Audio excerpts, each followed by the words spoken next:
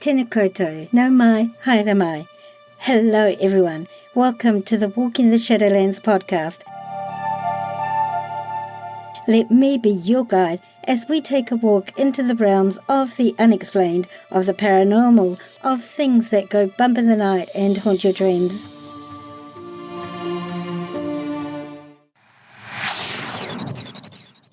Your hosts? I'm Marianne. Thanks so much for joining me today, tonight, whatever time it is, wherever you're living in this beautiful world of ours. Sit back, relax. Let me be your guide as we walk into the Shadowlands together and see what awaits us there.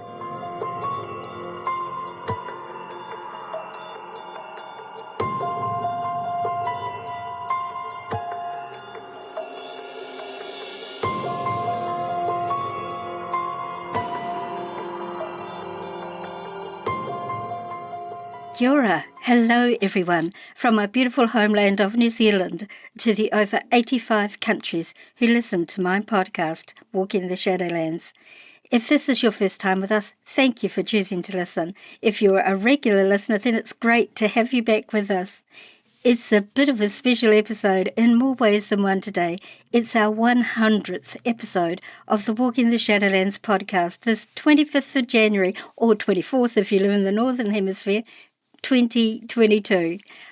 I didn't even imagine when I first started the creation of this program, with much thanks to the members of my Walking the Shadowlands group who suggested and encouraged me to begin this podcast, that we would even have a dozen episodes. So it's a milestone that I'm very happy to share with everyone.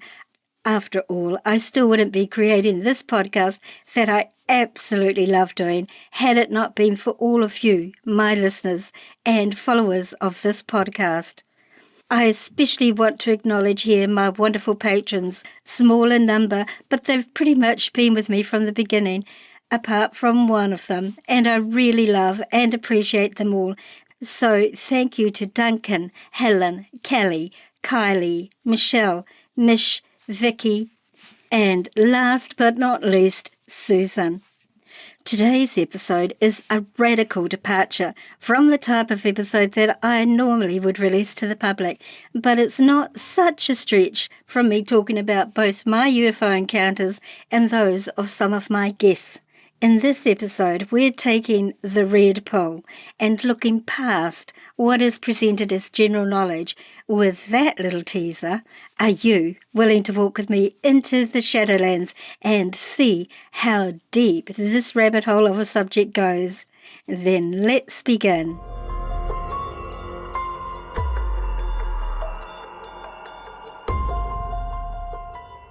This is the first time in 9 seasons that I've ever had a guest like this on my program. We're going to delve into an area of the greater UFO government-related field that's been brought to the public's attention for a few years now. But mostly those who have shared the information have been ridiculed, mocked, and laughed at. Of course, some of them are absolutely disinformation with a little bit of truth thrown in. So people will resonate with the truth and not really question the untruth or misinformation. But some, like my guest, are genuinely simply sharing their knowing. And as an experiencer myself, I can validate much of the information that my guest will share with us. This from my own personal knowing and from what my beloved star people have taught me over the course of my longish lifetime.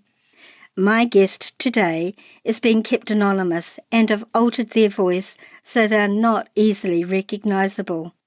This is because of the nature of this topic and the need to preserve their identity. Now, fair warning. For some of you, what is going to be presented in this episode, to some, will seem like absolute science fiction at best, or the raving delusions of someone with a hero complex, or to some, what this person has to share with us will resonate, and to others may actually be a trigger, especially if they are sleeping or perhaps having breakthrough memories in one or other or several of the areas we'll cover in our conversation. What I'm asking of you all who may be listening to this episode is that you keep an open mind as our conversation develops. I'm reminded of that famous quote from Shakespeare's play Hamlet. There are more things in heaven and earth, Horatio, than are dreamt of in your philosophy.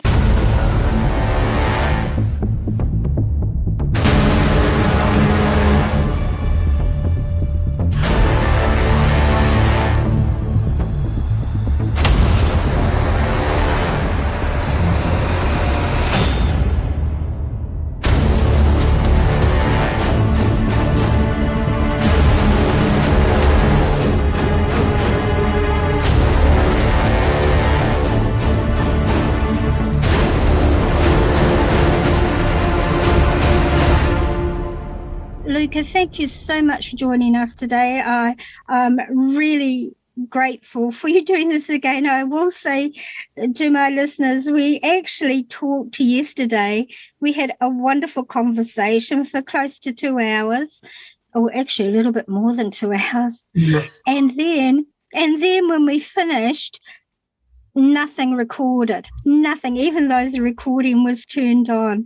And I was absolutely gutted, both for Luca and for myself, because it was a really raw, amazing conversation. So Luca kindly agreed to try again today.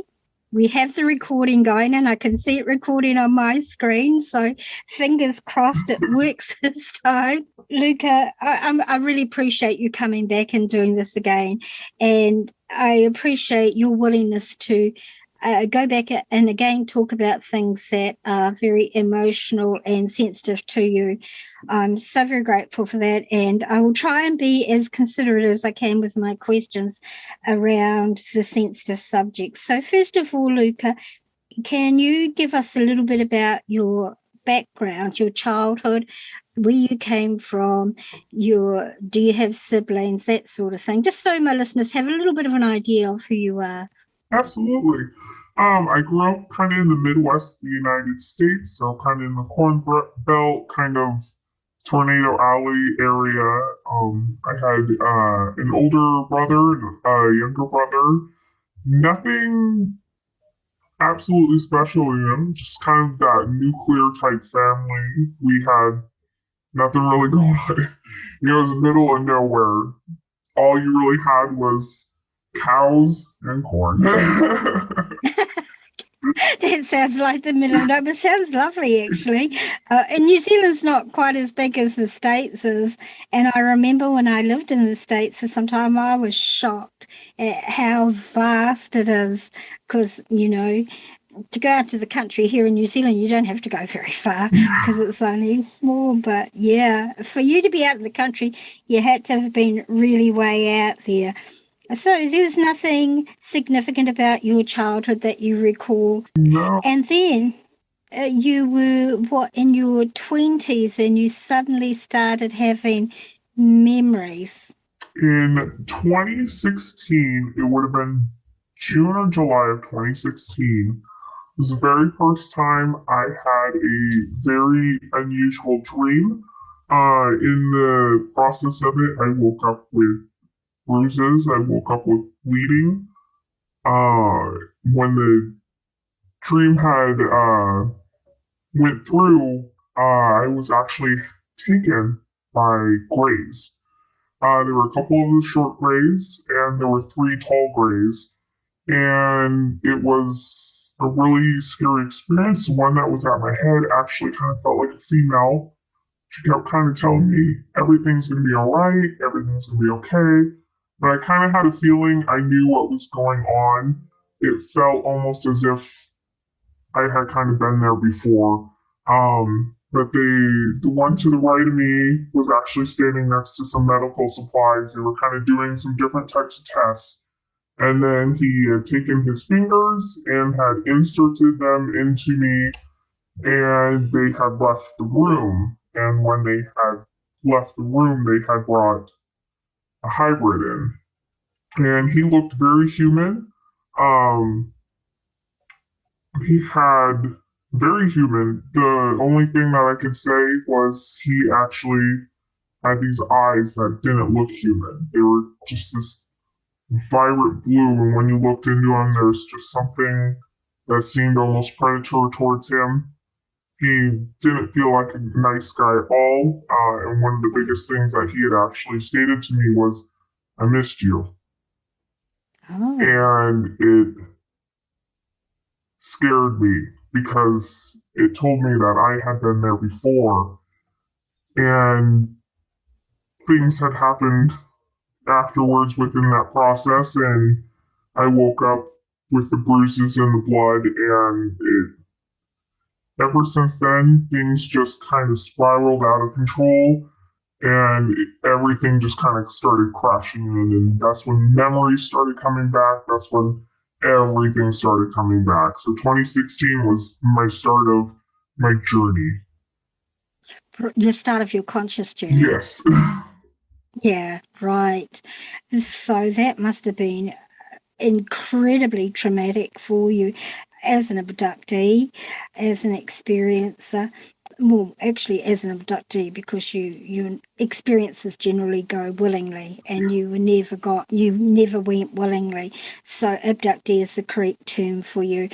But there's more to it than that, and in your memories that you had come back with this blue-eyed hybrid, and I recall yesterday saying that he had a dimple.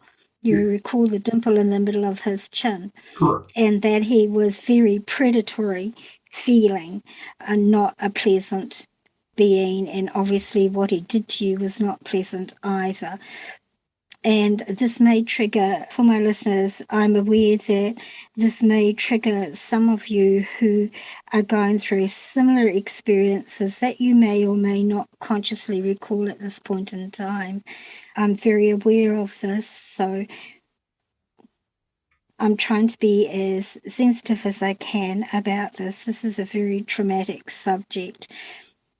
So Luca had these experiences, woke up with this hybrid, woke up back in their bed with bruises, bleeding, and other physical effects from this encounter. And from there, Luca, you came to the realization that you are actually a part of a program that many abductees are used for, and that is a hybridization program. You're used to the term that, and forgive me if you're using this term, I know this is the term that they use, but it's very emotive. Needless to say, that you were used as a breeder. Correct. And it was on numerous occasions, and you are very aware that you have children. I have 4 children through the process. One of them is a teenager already, so it's been a while. I have Zika, Ranga, Delavian, and Collision, and I haven't met the twins, which are the 2 youngest ones that I had named. I had met the 2 older ones at one point in time, but their father had taken them for what he would say protection. You're not the first person who's been part of this program who's seen their children, and sometimes has been allowed to hold them briefly, but then they're taken off them. And it's heartbreaking to me as a mum to hear this for you all. It's and I know that even though you've worked through this, it still hits. It, And how could it not? How could it not? it definitely hurts. Um, it does. So, and the reason I brought this up is because it's relevant to the rest of your story. So let's move on from there, because I think that it's enough to know that this was initially where you were, but it's not the only aspect of your story. It's just a part of your story, a very painful and significant part, but just the beginning part, really. So from now, let's actually sidetrack a little bit off that. Now, This breeder program is also involved with some US government programs. I know of the MK Ultra. Is it still called MK Ultra these days? As far as I know, it's actually called the Monarch programming right now. Monarch. Right, that's right. I knew there was another name for it. So that's involved with this as well. Now, one thing, listeners, that I've said a number of times on this program over the years is that the US government made an agreement with a specific star species in return for being able, well, they could have taken people anyway, but in exchange for information, for technology, for stuff like that. And so the factions of the US, and not only the US, other militaries in the world are involved with these ETs, working with them quite closely. So one of these offshoots is the Monarch program. And now some of you may have not heard about the Monarch program. It's a program where children are taken, they are put in horrendous situations that cause their minds to fracture. And their minds compartmentalize so they can be controlled. There's a movie out called The Manchurian Candidate, which covers this quite well. So if you haven't seen it, listeners, go and have a look at it. It covers mind control, and the person who is a subject of this generally is not aware that they are a part of this because their mind is so compartmentalized that they don't know. And they usually have somebody who's a handler who keeps an eye on them and who gives them their tasks, whatever it is that they have to do. Now, that is not science fiction, that program. That is very real, and it's been going on for decades. I believe it was started by the Germans during the World War. Was that correct? MK Ultra, they did have a little bit of that. It obviously wasn't called that during Nazi Germany, but in America, it actually started in the 1950s. It was when we started in CIA program. Right. But it was a follow-on from research that had been done during the war. Correct. Right. And that was with German scientists who they allowed to escape the trials in order to work for the US government. Correct. Of the world governments. It's a pretty convoluted rabbit hole we're going down today, everybody, but it's not conspiracy, it's actually very real. And there are many brave people who have spoken out about their involvement in the Monarch program. I can think of two offhand, I can't think of their names specifically, both women, both very, very brave. Coming out, I think they came out maybe in the 80s, started talking about their experiences. Yes. So it's quite horrific. So the US and higher world governments are complicit in this whole thing that we're going to talk about today. So there you were in this program and likely had been, as a child, subjected to that sort of thing as well. Correct. Right.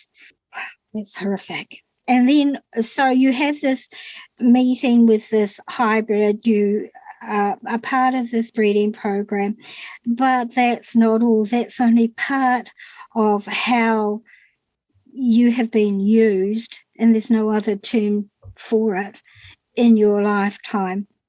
Now, I've spoken many times on this, well, a few times on this podcast in different episodes about how, and certainly in my Facebook group, about how star people are able to take a person's soul, the essence, out of the body. These physical bodies that we use are only vessels, like cars that we use to drive from place to place. They're not who we are. Our soul is what animates this body, and technology is available for star people to remove a person's consciousness, their soul, from a physical body and to actually split it and place it in different bodies. So you can have the one consciousness in more than one body. And this is something that I've been aware of my entire life. This is not something that I've read, and certainly it's something that Luca has had happened. And some could say that it's part of the demonic programming. But let's listen to Luca as she talks about this a little bit. I just wanted to give you all a little bit of heads up about this, so you had a bit of understanding.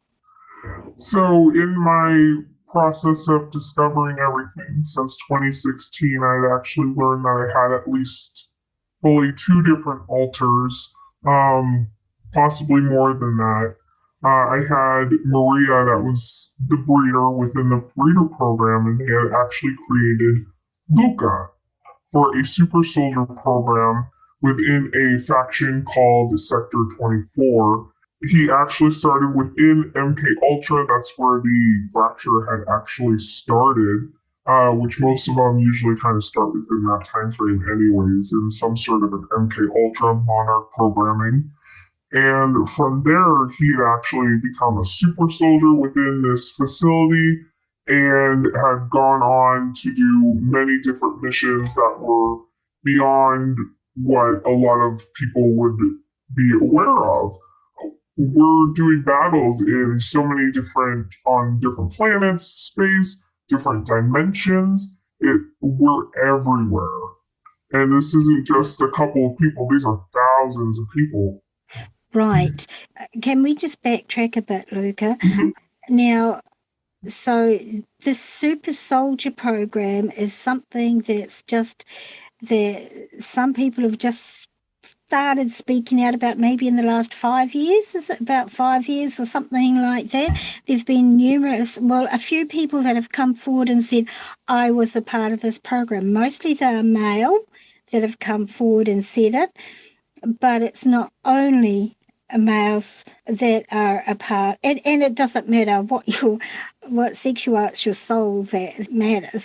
It doesn't matter what sex your soul is. You're put into that body, and that's what you operate.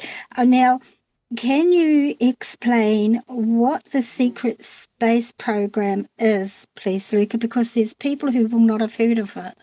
Absolutely. So the secret space program actually it started in the 1940s. It actually started in Nazi Germany.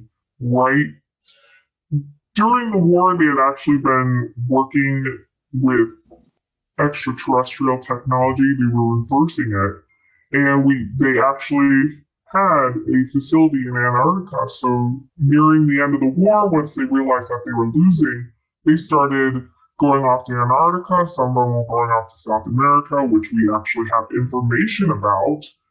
And from there, they had actually started the secret space program, but the United States didn't really actually get into it until about the 1950s. It all kind of started with us in 1947 in Roswell, New Mexico, that they started reverse technology on the craft that had was taken down, and ended up we started talking with some extraterrestrials that had been I'm not for certain if they were summoned to the area, if they actually were part of this original Roswell mission, whatever it could have been. But we basically stated the whole treaty basically went on as, if we allow you to do abductions, can we have this reverse technology? And that's basically how this treaty had gone on. And a lot of this information actually didn't start coming out until about 2002 when Gary McKinnon had actually hacked into NASA files and he discovered Solar Warden, which is actually the American SSP. Right. And of course, just recently, just in the past couple of years, last year maybe, I can't even remember where it was, the US announced that they were starting a space program. So they're really just legitimizing what's been there pretty much since the war. And to me, it's pretty horrific. Like, I've always known through my own star people that your government had made this agreement with these beings, and I was horrified. I was horrified that they would, for greed, basically, for greed in technology, they sacrifice their own people. Absolutely. Not only their own people, other people throughout the world. And so within this secret space program, they have these what are called super soldiers, which is what Luca is. Correct. Now, Luca, can you explain a little bit, please, about super soldiers, how they come about, what they are, and then maybe tell us what your role is in your squadron, please? There are a couple different ways that you can actually get super soldiers. One of the very first ones is actually considered the black goo. Now, you can get this through different methods. Most of the time, it's found within rocks and you heat it, and this is where you get it. And it's actually a symbiotic type of form. It kind of like maybe like nanobots, I guess is a really good way to describe it. And once it's within your body, it actually controls your entire system. You don't really have a thought of your own because this is actually controlling you. It can actually advance your IQ, it really clears your mind out. Reflexes are outstanding. It does so many different things for you, but within this one, you're not actually really yourself. You're just being controlled. You're a host for a parasite, is basically the best way to really describe this one. Right. Luca's was a little different. He actually had a type of serum that was created from working with this black goo for a long period of time, that they are actually able to control their own bodies. It does most of the same thing as the black goo does. You know, there's an intelligence increase, muscular, bone density, everything kind of increases because they want you to be basically versatile within any type of war, as well as being able to kind of mend a wound within a very short period of time because they need you then, right then and there. For Luca, he also had a couple of different added bonuses. He had a type of a neurochip that actually was implanted in the back of his brain that can actually connect him to some of his gear because it's kind of a AI technology that they can actually kind of integrate together with to basically use the headgear, which brings up the HUD system. So they don't actually have a glass paneling up front that you can see out of. It's kind of cameras. And then the HUD system brings up these systems. So if he gets hit, ends up basically he can see the hit, if there's any type of fractures, if there's a wound that ended up coming through, and it's one of those systems, as well as the corneal implants that also bring up HUD. So if he's just walking around, this is some type of a contact that's actually underneath his cornea that also brings up these HUD systems. So if he's in a situation where he's not actually in this heavy gear, he can continue to process and go through. If he needs to find targets, it shows up on his systems without an issue. It's like a giant hologram. Thank you. I was just going to. I was trying to wait for a space where I could interrupt you. So, for the listeners, what Luca is talking about is like a hologram in front of your eyes, projected out in front of your eyes. So it looks like it's in front of you and not actually in your eyes. And it's like you see on some of those science fiction movies where you've got the people pointing at dots in the air, but actually what they're seeing is this holographic image. So that is what Luca is talking about. Correct. Really good way of explaining it. I had to look it up yesterday. Iron Man. Iron Man. It's a really good way to explain that is Iron Man because he's got that whole system that pops up when he puts his helmet on. Oh, I'll have to have a look at that for myself now. Okay. So it's way beyond technology that the government acknowledges that exists 100 years in advance, probably, of what the general public knows about. Absolutely. And every once in a while, they start dropping little hints of different things that the military is going to be getting. One of Right, the biggest things was kind of an exoskeleton system. Um, right. that's something we've been using for quite a long time because that's that extra strength you might need for something that's a lot bigger than you. Right. So, as one of these soldiers, you wear this exoskeleton system, you have a helmet, and I assume you have other bits and pieces you put on as well. Absolutely. One of our first original uniforms that we had that we would actually do like more of a space type battlefront or even like another planet, especially something that you weren't going to have actual oxygen with. We would use both of them were actually considered like our older one and our newer one was considered. We just called them heavy gear because it was actually very heavy. It was created with different AI technologies. It was almost very resistant to you. You actually didn't even have to go to the bathroom in it. Something within it actually allowed you. You didn't have to go to the restroom, so you didn't have to stop and be like, "I have to pee." Wow. That could be very useful here for some of us. uh, but that helped them out a lot because you don't have that time to stop to do that. So once you have this Right. gear on, it worked really well. Our original one, the exoskeleton actually went inside the gear and it actually sat on our spinal column and it actually shot different little pieces out into your spine and basically went into your brain. And that's kind of where Mhm. the neurochip had originally needed to be implanted so that it could connect with you, that you can actually use your uniform the way that it needed to be. So if you needed that extra strength to punch or move something, you had that ability. Now we've actually gone to the point that we don't have anything that actually goes within our body. It's all within the suit now. So it's actually already advanced, updated compared to what we're starting to see here in our military now. Well, of course it would be. That goes without saying. It's like when they first brought out that plane, the triangular shaped plane, and people were seeing it and they thought it was a UFO, but actually it was just this.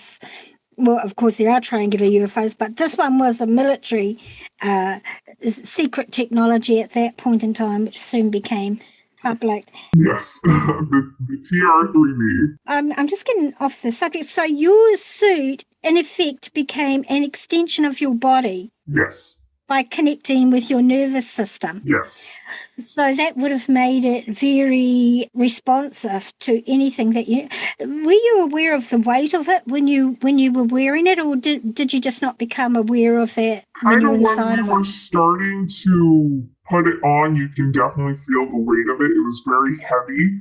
Um, I always remember putting on the pants and you kind of really started feeling weighted down. You put the chest piece on, like it felt like your shoulders went like this, but once everything started aligning and coming together, you didn't really feel it anymore. It almost becomes a part of you. And that's, in a way, it's a good thing. And in another way, once you got hit by something, you really felt it. Wow. So that actually brings to mind image that keeps coming into my mind is oh, what's that movie? Alien. That Ripley character in that suit. Yeah, That's what I keep.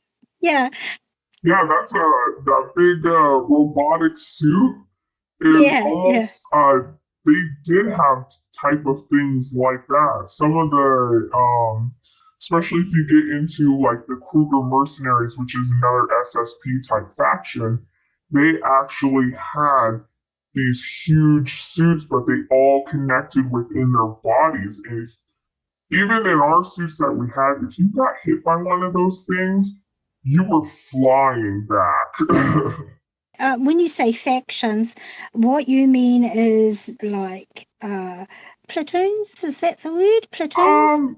Kind of like, so it'd be like your Navy, your Air Force. Right, right. That would be like a faction. Yes.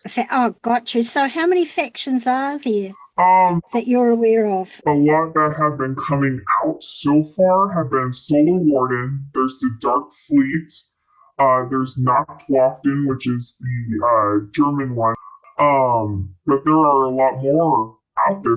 There's hundreds and thousands. Some of these factions have thousands to millions of people actually working in them because you have that split ability where they can just take a person Right, and put you in several different places. So you can have millions of right. people working for these.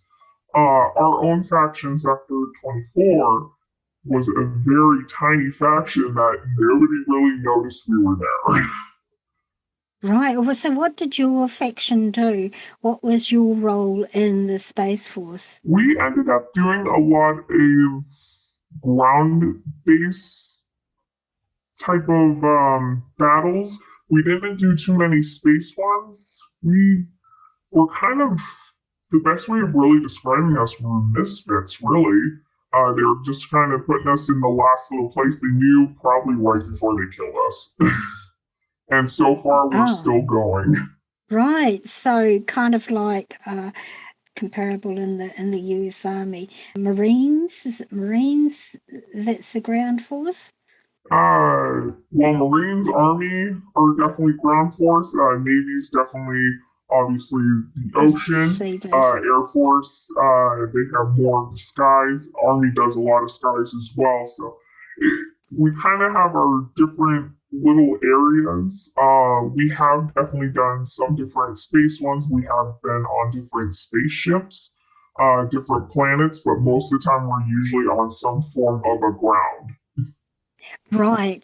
So the role of the secret space program, what is the role actually? Is it to support the aliens, the star people that the government made agreements with? Is it working for them? Because obviously it's not working for humanity. I really don't know if I can really explain that one. I think just kind of in my own personal experience from just being in the programs is there's definitely ones that really work with what you would actually consider the bad guys. There are ones that are kind of working neutrally. We're kind of the neutral section here. I don't think anybody's actually working for the good guys. They actually have kind of a galactic black market, and this is Right. where you are going to find a lot of your Kruger mercenaries because there are a lot of cyborgs because they can take your soul and put you into a cyborg, and this Right. is where you're going to get sold off. So I don't think anybody really is working for a good guy, really. No, no, definitely. You're definitely No. not. Not through your government, no.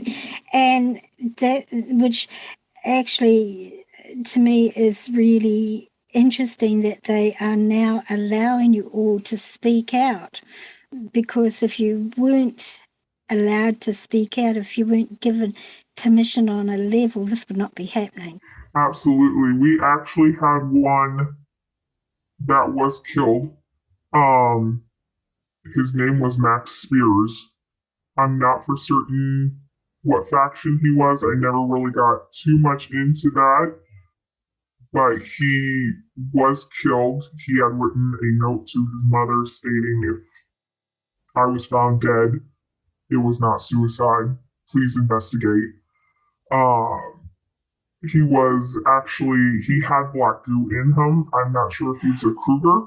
He was actually I remember vomiting that. the black goo out. Yes, Yes. yes, Uh, I remember reading about that. so he was kind of one of those first that Right. really started opening up and it allowed for other people to start opening up.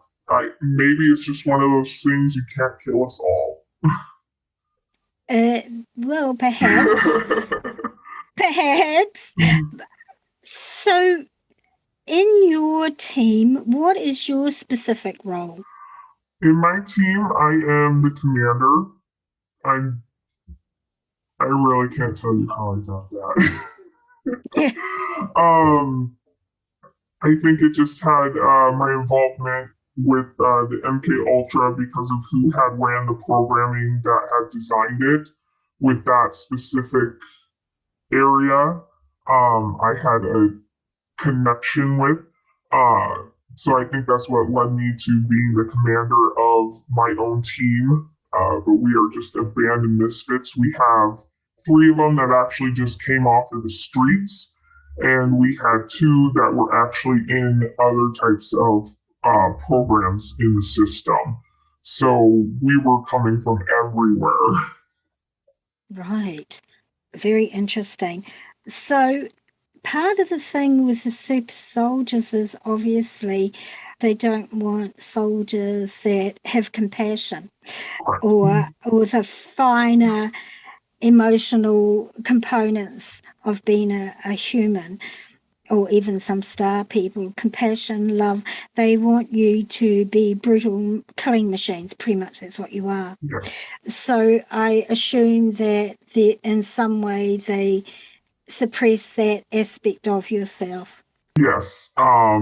I have noticed recently that pieces of that have been breaking apart. I've noticed that I'm asking questions. I'm not sure if I'm being punished for them, which I probably assume I have been. Just asking questions of, are we the good guys? Are we the bad guys? And that could be just from the distance that we have from the original MK program that I had started to now. Maybe that conditioning is breaking, but the rest of the team is also starting to ask a lot of the same questions. It's great that you guys are even thinking like that these days. You never would No, 10 years ago, 5 years ago. no, not at all. It would be punished Yeah, severely. yeah. And I also tend to feel that this is part of the reason why they're allowing you to speak out now. I I hope so. As I said, we last night was fine, so hopefully hopefully we're okay. Yeah, yeah. Well, they would have come down on you Oh yeah. right away. With your team, as far as you know, you're still active in the service. Yes, we are active. The memories come back constantly. It could be different war type memories. We do a lot of kind of meetings in a conference room, kind of where we're getting everything set up, getting ready to go out. So I know it's definitely still active. Right. And you did mention yesterday that you are still waking up with bruises and cuts and stuff like that from time to time. Yes, I wake up with a lot of bruises. I've had memories, obviously, of being shot, being stabbed, just a whole bunch of different horrible things that you wake up to, and there's bruises on your body. There's blood where there definitely should not be blood. Right. And one of the things about being one of these super soldiers is that your body has the ability to auto heal, Yes, yes. which is pretty scary, actually. Mine doesn't get that ability though. No, not your this aspect, no, but Luca aspect, certainly. And one question that I have is, are you guys ever used to escort abductees? I can't say we've ever done that. I don't think we've ever have. I know we've been in a large conference. We had actually went with our superiors basically as bodyguards to this giant conference in a big white room that had like everything just formed perfectly together in this beautiful big dorm of white light, basically. Um, we went as bodyguards, but I can't say I've ever done any type of abduction. Not so much abduction, more escorting people from one place to another. No. The reason I ask that is one time, and I don't work with you guys at all, but one time I recall when I was out doing my thing, I recall seeing some soldiers with some abductees. And I can't say we ever have. right, there's so many of you that who knows, and it could just be the regular military as well, Oh yeah. not necessarily you guys. I don't even really know how to explain that. Like, you got your lower guys, and then you got the guys that build up, and next thing you know, they're doing that secret stuff. So, definitely Right. your own militaries, like your Navy, your Air Force, any of that, they have their own secret little sections in there too. Right, and I do know that some of them are involved with the abduction aspect of it. I do know that for sure. But I was just wondering if it was your side or just the regular. So obviously it's just the regular side. Do you, having all these memories and the physical aspects on your body, how does this affect you? How do you cope in everyday life? I know I call my podcast Walking the Shadowlands because as a experiencer, it's like having one foot in this reality and one foot in a reality that most of humanity doesn't see, doesn't understand, and can't comprehend. Some can, some can't. It's how do you cope? Yeah, one of the biggest things I noticed was my depression and anxiety was really bad. Oh, just lost your sound. Can you hear me? Your sound's just gone completely. Really? Can't hear a word you're saying. Can you hear me? Yeah, now I can. Oh. That was really interesting. That's weird. Yeah. Oh, mind you, that's the first glitchy thing we've had so far. Yeah. So, and we're recording, so that's good. My depression and anxiety has been crazy these last several years since this had all started. You can get a flashback even not in your dreams. It could just be, you're in the middle of work and bam, there it is. And eventually you just learn to, sit there for a second, take it in, and go back to work, really, is what goes on because there's no way of controlling it. So just cope with it. There's not much else you can do. No. Right. Yeah, and you must honestly have PTSD from everything that you've experienced, not only the super soldier aspect, but the breeder aspect and the MK Ultra Monarch aspect, knowing that you were a part of that. And generally speaking, this is intergenerational. So you were obviously groomed from a child. Yes. Possibly your family was involved as well in some way or another. So it's pretty horrific to deal with. It's more than not to denigrate any form of abuse. Abuse is abuse, regardless, and it has its effects. But for you, who do you go to? Who can you talk to who will understand? Who will even believe you? I don't really have anyone, which makes it extremely difficult. I've never spoken to my family about it at all. I am married. I joke about it. I was like, hey, I had another dream about Luca again, just to kind of get it out. But I don't have anybody that I can really talk to it about, and I think that's one of those biggest things that really makes it an issue is because you can't take it to a therapist. You don't know who's paid to basically be like, you're crazy. Here's a bunch of drugs. Right, exactly. Who can you trust? And it makes it difficult. Right. How does your partner deal with this? Does your partner believe you, or do they just humor you, do you think? I have to say they humor me. Mm. One of the big things is I did explain to them that I had actually realized that they were on a ship a couple of times that I was taken. I've seen them there, but they don't remember either. But I don't know if it's because they're married to me, so they're like, oh, what about this one?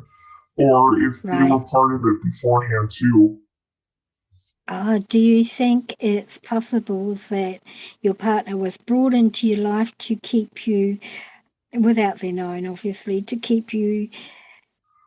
I have joked that they are my CIA agent.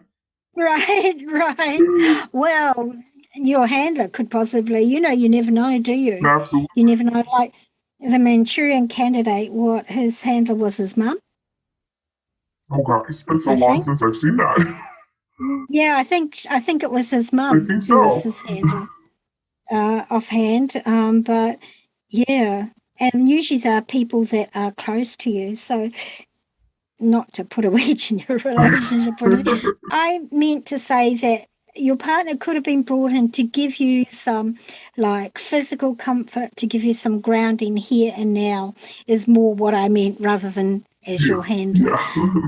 yeah. Yeah. To give you what every human needs.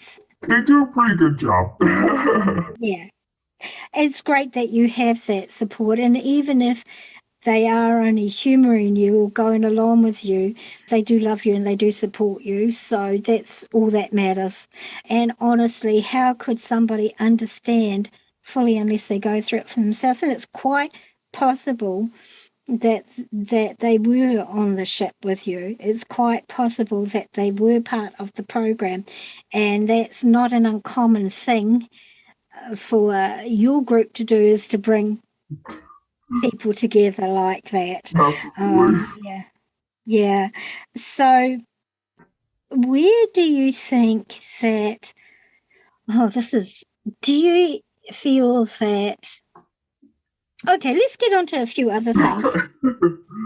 How do you guys travel? You said you've been on ships. Is that your major form of traveling from place to place? We actually, originally when we first started, we used TR3Bs, but lately we basically stolen a portal system. So we are actually able to use a portal, which is, I guess the best way to describe it, kind of like a wormhole. And it's a large cylinder. The best way you can describe it is like Stargate SG-1. But it has to be in a Right, special room because it's got to have a lot of energy to start this up. And once you start it up, it's not very simple to get it going because if you're going to a different dimension, a different galaxy, a different planet, you got to know all of those coordinates. It's not just an Earth-based thing. So once you get that all typed in, you get this beautiful blue hue that pops up in the center of this, and you go through it, and next you know you're where you need to be, and it's a lot quicker than the technology they originally had. And I know a lot of other facilities actually use a portal system. It just makes it a lot easier. a lot quicker, right. And of course, like I mentioned yesterday, I asked my star people, all this information in like these Star Trek, these science fiction movies, even some TV series like the X-Files, they had a running bit during one of their seasons about the Black Goo. Yes. And one thing I've noticed with your team is that they always put it out in public. They don't hide what they do, but it's in your face, but most people don't recognize it. Yes, one of the biggest things you can do is literally go into your movies. Your movies have so much disclosure within them. Uh, Mm. Most of your Avenger movies, your MCU movies, have disclosure in them. There's a movie with Matt Damon, Elysium, that has disclosure. Like we've just discussed yesterday, The Matrix has Yes. disclosure in it. There's so much in there that Manchurian Candidate, obviously. My partner and I yesterday were actually talking. There's a movie with Kurt Russell called Soldier. That's another disclosure of MK Ultra. So they put it out there so that they can desensitize you to it. So Right. once it all comes full, you're like, oh, that's right, I've heard about that before. Exactly. It's all part of social manipulation. And I really hate the social manipulation. Like they always advertise like what they're going to do. Like here in New Zealand, for example, just with the COVID situation, they were talking last week sometime about bringing the vaccines in for children and, you know, how children are at risk, blah, blah, blah, blah. I'm not going to go for pro or anti-vaccine, but I'm just talking about what they do. And then next thing, a week later, we have a child in Christchurch who's come down with COVID. Absolutely. Yeah. So it puts the fear out there, gets people scared. Oh my God, this child's got COVID. I better get my kid vaccinated. Or not, as the case may be. But it's how they manipulate us. And it's so obvious. When COVID first came out, I put in 2020, I put out, as we talked about yesterday, I put out a mini podcast episode called The End Game.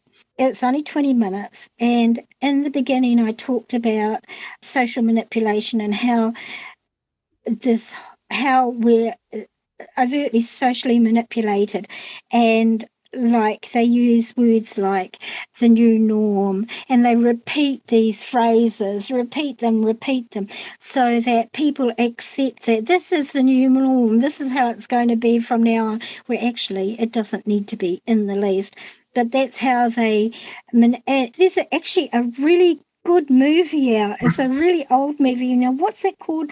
They or something like that, where this guy puts his sunglasses on, and instead of all the busy business around him, on the signs it says, buy this, eat this, do this, Oh, you know. yes. What Yeah, was I that? can't remember. I think it's They they. they live or something? They live, Yes. that's it. Yes, I'm like yes. trying to look it up here.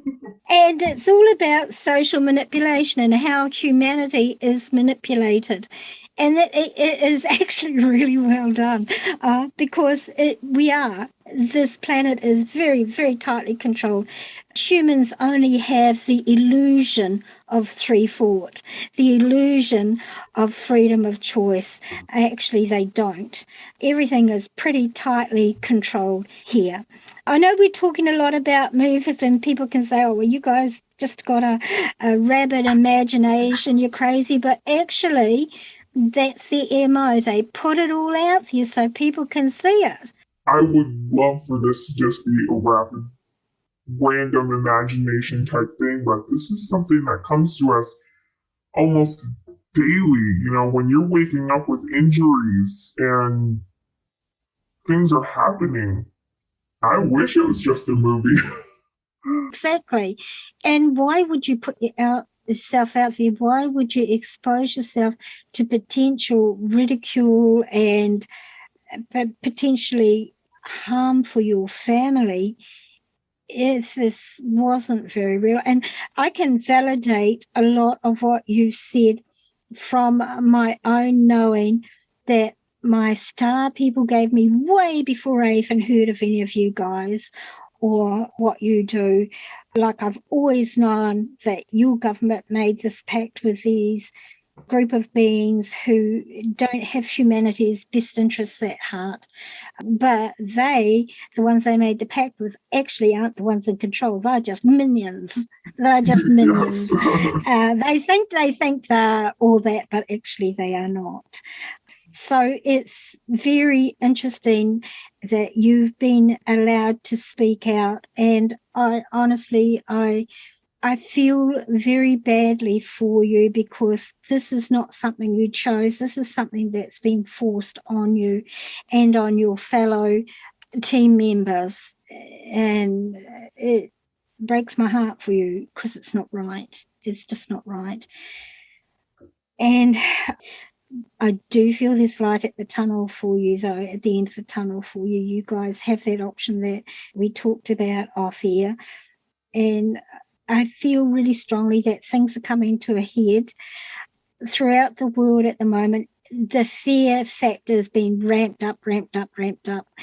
and people are being encouraged to turn against each other, the vaxxed against the unvaxxed, family members against family members, because it stops people from questioning, it stops people from looking and seeing what's going on around them when they're so caught up in these little bits. It's a divide and conquer. That's the first law of war, isn't it? Divide and conquer. Divide and conquer. Yes. It's interesting times that we live in, Luca, and while I don't see things ending for you in the next a couple of weeks. No. Actually, that brings up another point. Now, time as we know it here on this planet does not exist outside of this reality. Can you talk a little bit about time and the things that are able to be done in your program, please? So in the SSP, we have what is called the 20 or 40 or 60 year and back. So what they can do with that is take you, it's almost like you're sleeping, and they basically will take your soul like they would take you from your original body and put you in this one. They'll take you and they'll put you in a whole other timeline. You can do 20, 40, or 60 years, and then you can come back like you never went there at all. And there are time frames as well where you can age, you can just continue on this timeline, and you can hit a certain age, say like, 60, 65 years old, and they're like, you know what, we're going to continue to use you. And they'll age regress you back to your original age and start using you again. It's that whole point that they don't want to give you up because you're already programmed perfectly the way that they want you. So they can do whatever they want. So if they want you to start over again, you start over. That's pretty horrific, actually, isn't it? It is. And it brings up, it's slavery. It's slavery. It is. But it brings up another aspect, not of the SSP, but of, is this reality or is it a holographic reality? And how many timelines, what is real? It brings up the what is reality, and are there alternate timelines that we live in, and are there alternate worlds even that coexist alongside of this one? And that's exactly what it is because we're living here on this planet right here, right now. And then there's like a whole other dimension on top of us. And they just kind of keep layering like a stack of pancakes. And some of the Earths are almost exactly like ours. They might speak different languages. They might have countries with different names, maybe different cities. And then some of them are completely different altogether. And it's just depends on the dimensions, and they're easy to get through when you have this technology like the portal system, as I discussed earlier, was where you can put in a dimension in there and then zoom, you're right there. Right. And I remember telling you yesterday, and it's something that I haven't mentioned before on my program. Many years ago, my star people took me out. I don't know where they took me. Well, they took me to these creator beings, and these creator beings showed me how they formed universes, and they call them universal plates. And like you're talking about, they're layered like stacks of pancakes. And they seed these universes with life, and they create the planets. And it was really interesting. And there was a connection that connected each universal layer, each of these universal plates. It was the most amazing experience, and I've never ever forgotten it. So I totally understand what you were saying. And the other thing that they showed me more recently, well, not more recently, but more recently than the universal plates, is that this particular planet, this Earth, is like the core of an onion, and the dimensions are like the layers of the onion. I know that's such a really cool way to like really think about it too. Like we just spread out. Yeah, and the membrane between the layers of the onion is the veil that separates each dimension. So it's very interesting that you, of course, you would be aware of that, but that you guys utilize that. So that's very interesting. Now, lastly, let's get on to the star beings that you've seen. You mentioned that you've seen the greys in your earlier with the dimple and the predatory energy. What other star beings have you seen in your journeys? I've seen so many. One of the places that I already discussed was that large conference. Mm, That was probably the place where we saw obviously the most beings coming together. There were a lot that you can definitely tell by the energy. They were human, just like us. There were some that were like hybrid type humans, and then there were ones that you just look at and you're like, "What? I've never seen something like it before." It was absolutely amazing, and they were definitely all extremely intelligent beings. And then we get to like when we go into battle, sadly, a lot of how would you explain that? Like kind of animal type beings that we would end up going against. There's like insectoid type ones that you definitely tell were kind of like bugs in some yeah. form of way that are much bigger than you are. Um, there are some that kind of look like animals here on Earth, but they're kind of mixed like three different type of animals at once. One of the ones that I actually remembered was like it was a huge hippopotamus, but it had like an elephant seal face and it had a frog tongue. If you got caught in that tongue, you're going in it. Oh, wow. So Interesting. you didn't want that to happen. And then they just completely changed. You know, we've seen reptilians, we've seen raptors, like actual dinosaur type raptors, but they were so much more intelligent than what you would see, obviously, in like Jurassic Park or Jurassic World. They Right. actually carried guns and giant spiders. There's so many different types of beings out there that are Mm, intelligent and actually far more intelligent than we are. yeah, exactly. And vast different shapes and sizes, Yes. like you said, they're not all humanoid looking.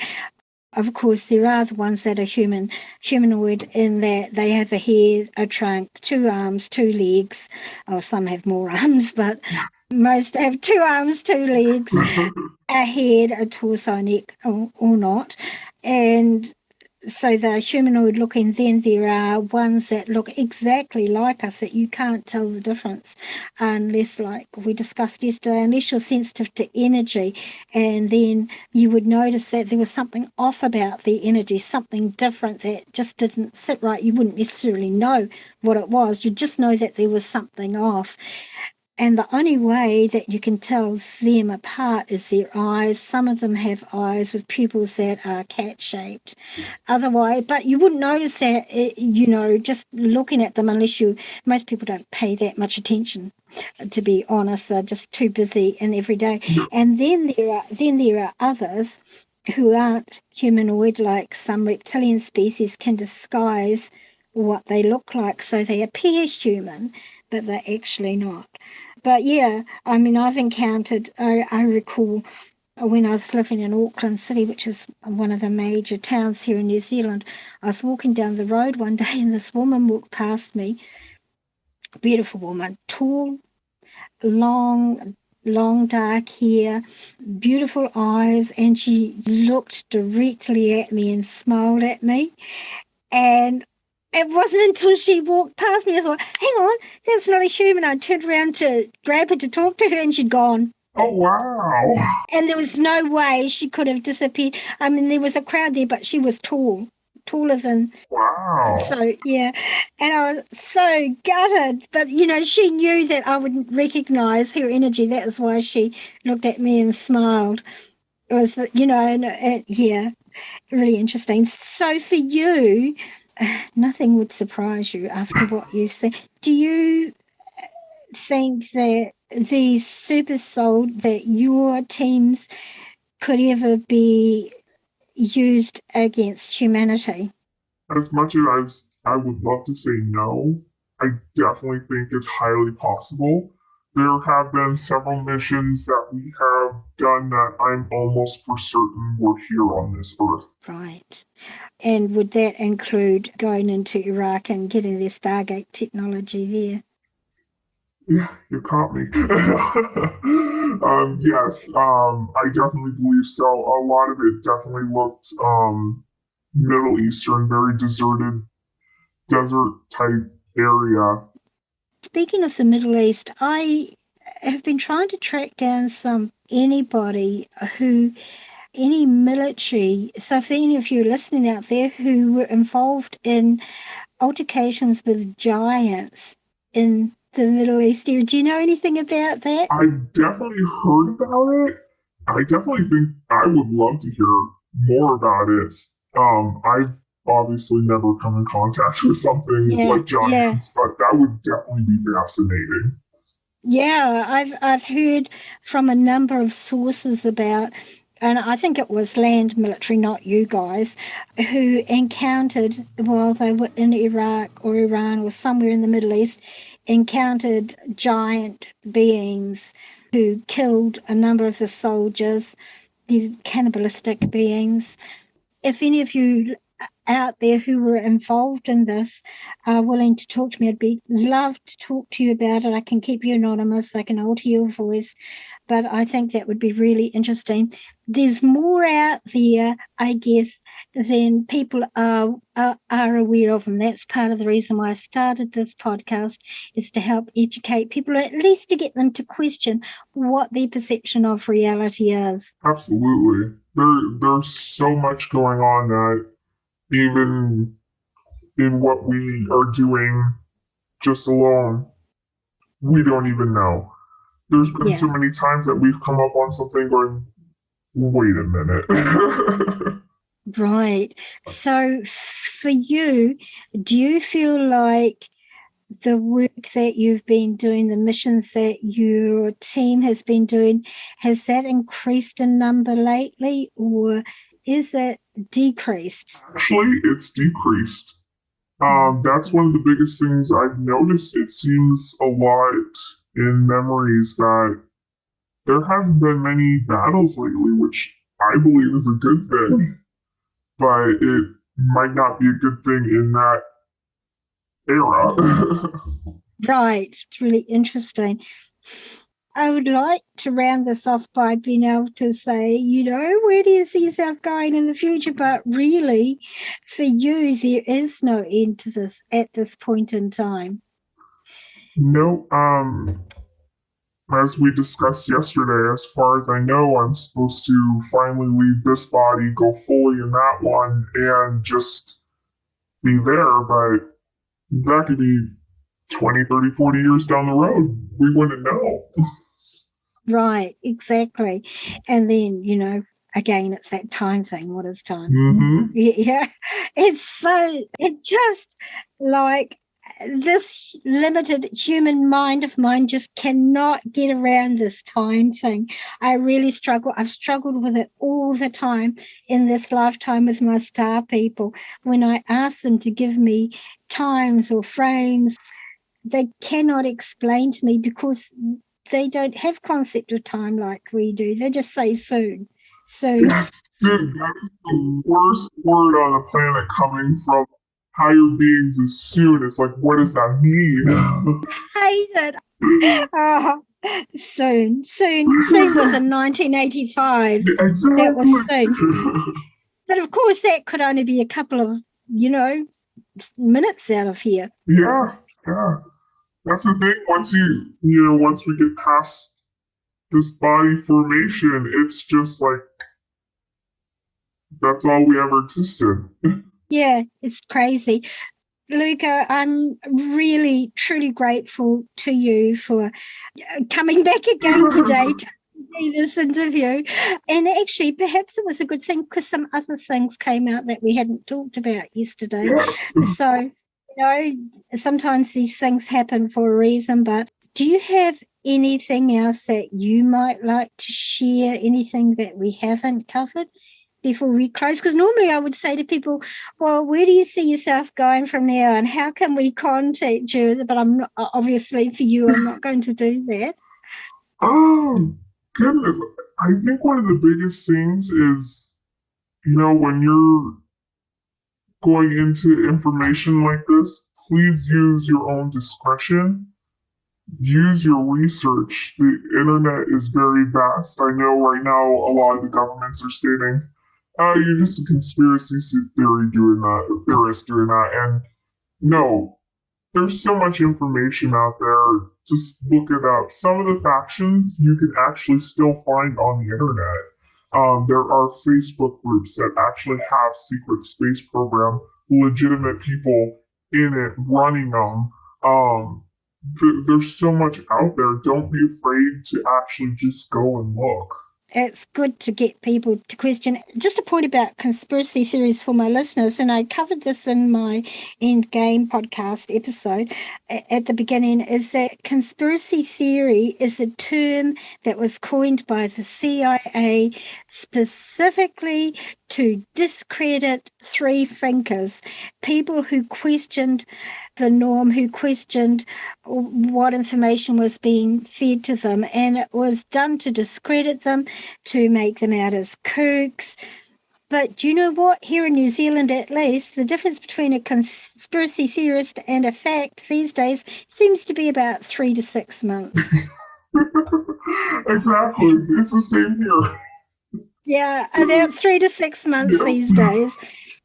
Luca, thank you so much for your time. It's been a very, very interesting conversation and a very frank and raw one on your part and painful at times. And I'm very grateful for you for being so brave as to come forward and share your experience with us. And I know that what you said will be triggering for a lot of people, particularly for women who are part of that same program. And I've heard it time and time and time and time again, so many times. And for Luca, for you, in that aspect, I cannot imagine what it must be like to not have that control over your own body, to be forced into something that wasn't your choice, but now you're there, you have to make the most of it. And that's exactly how it is. And for the women that are experiencing the breeder program, there are so many of us out there. Do not be afraid to talk about it. A lot of this, it may seem like extraterrestrials, and it usually starts off that way.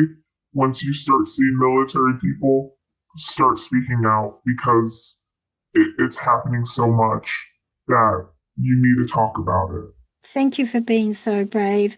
Thank you for your time. It's been a real honor to have you share your story and your experiences with my listeners. So thank you very much for that. Thank you so much for having me.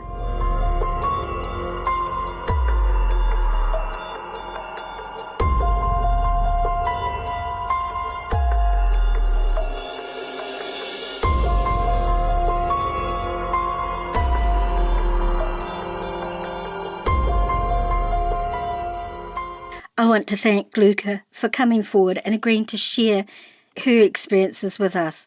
This is the first time she's spoken publicly about them on such a public media.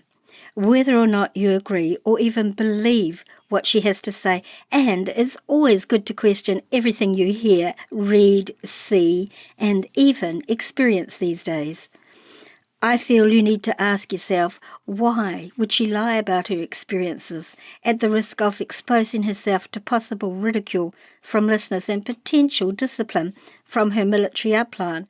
Luca's not selling anything. She hasn't written a book, and I'm the first person she's spoken with in a public manner, sharing very painful and raw recollections. So what does Luca have to gain from this? She's not exposing her identity, so she's not after publicity, merely sharing her knowing and experiences.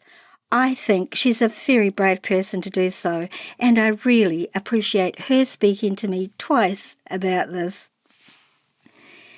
As I said earlier in the episode, I can validate much of what she has said from my own personal knowing and what my star people have shared with me in the past. But of course, you, the listener, need to choose for yourself whether or not you accept her experiences. Only you can decide that. But even if this only causes you to question and do some research for yourself, then it will have been worth Luca sharing her knowing and her experiences with us, because who knows where down the rabbit hole the Red Pill will take you.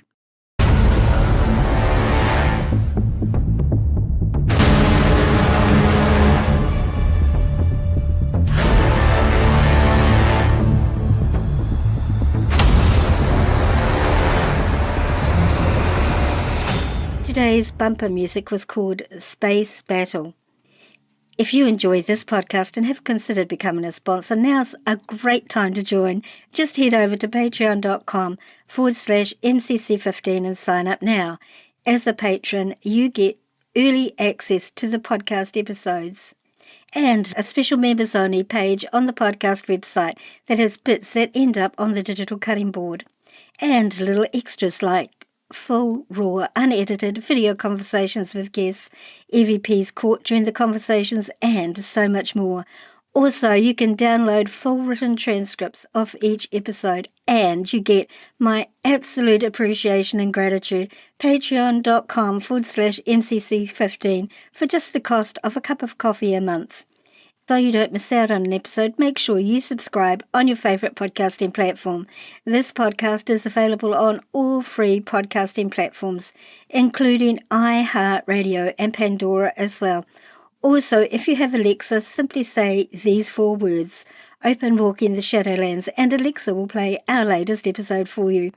Check out our Facebook page, Walking the Shadowlands, our Instagram feed of the same name, and our Twitter feed at Shadowlands10, TikTok under Walking_the_Shadowlands.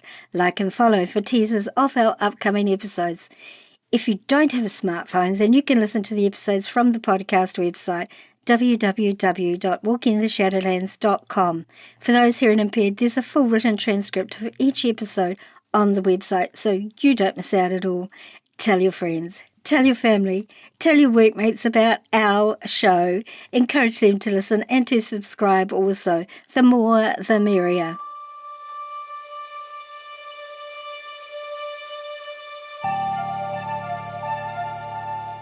Thanks for listening to this episode. Ka kite ano, oia koi.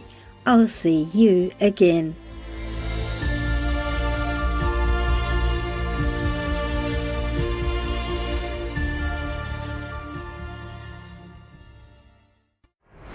Thanks for listening.